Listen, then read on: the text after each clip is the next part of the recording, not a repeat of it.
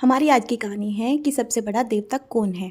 और इस कहानी को शुरू करने से पहले राधे राधे दोस्तों, मेरा नाम है अंजलि यादव और मोटिवेशनल रियल स्टोरी चैनल में आप सभी का स्वागत है।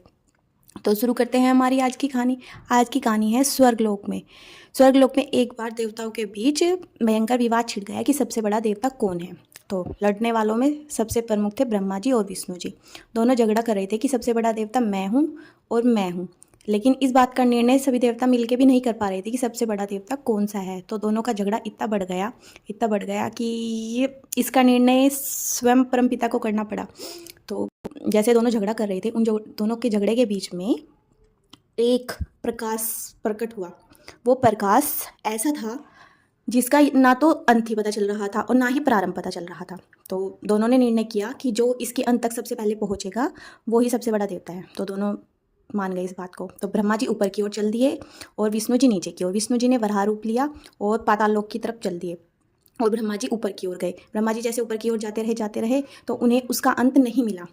तो अंत में ब्रह्मा जी ने सोचा कि क्यों ना मैं झूठ बोल दूँ, कौन आके यहाँ तक जांच किएगा। तो उन्होंने केतकी के फूल को अपना गवाह बना लिया और नीचे आके झूठ बोल दिया कि मैंने अंत देख लिया है। विष्णु जी ने अपनी हार मान ली और मस्तक झुका लिया कि मुझे अंत नहीं मिला।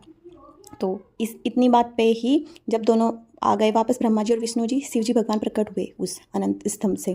तो शिव जी भगवान ने ब्रह्मा जी को श्राप दिया और विष्णु जी को वरदान दिया कि तुमने सत्य बोला है, सत्य स्वीकार किया है, तुम हमेशा पृथ्वी लोक पे पूजनीय रहोगे। तो तभी से ही ब्रह्मा जी की पूजा धरती पे नहीं होती है और पूरे भारत में एकमात्र मंदिर है ब्रह्मा जी का जो राजस्थान में है सिर्फ। और अन्यथा ब्रह्मा जी की इसी झूठ के कारण उनकी पूजा नहीं होती है।